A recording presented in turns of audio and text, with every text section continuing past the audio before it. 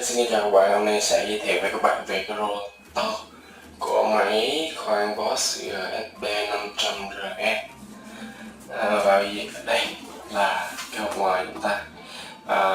Trên đây sẽ có thương hiệu của Bosch, mã của nó là 1619PA0697. Sẽ có bao bạch và được sản xuất tại Trung Quốc. Và bây giờ mình sẽ mở cái hộp này cho các bạn xem. Rotor chúng ta nó được bao phủ ngoài bằng một lớp giấy rất dày. Thì trước giờ mình thấy chị Magita không có được giấy thế này, chắc thằng bỏ nó dư giấy sao không biết. Và các bạn nhìn xem cái rotor chúng ta này thì cái đồng quấn rất là đều, rất chặt đồng nguyên chất 100%. Thì cái máy chúng ta là hoạt động và tối ưu được công suất của nó. Và trên cái ổ gót này bằng đồng nguyên chất luôn, không có những cái đường cháy đen.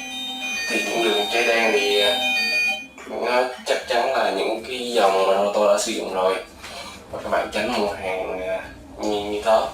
Và các bạn nghĩ là để giúp các bạn phân biệt cái dòng mà rotor chính hãng thì các bạn nghĩ là trên cái thân của nó sẽ có những cái các lô accessory, và nó sẽ có những cái đường tiện ở trên cái thân của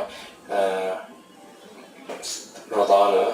Những cái fan này sẽ có những cái đường tiện để giúp các bạn là nhận biết được là đâu là rotor chính hãng, đâu là rotor giả. Và trên đây sẽ có cái quạt của nó này, quạt rất là dày, rất là chắc.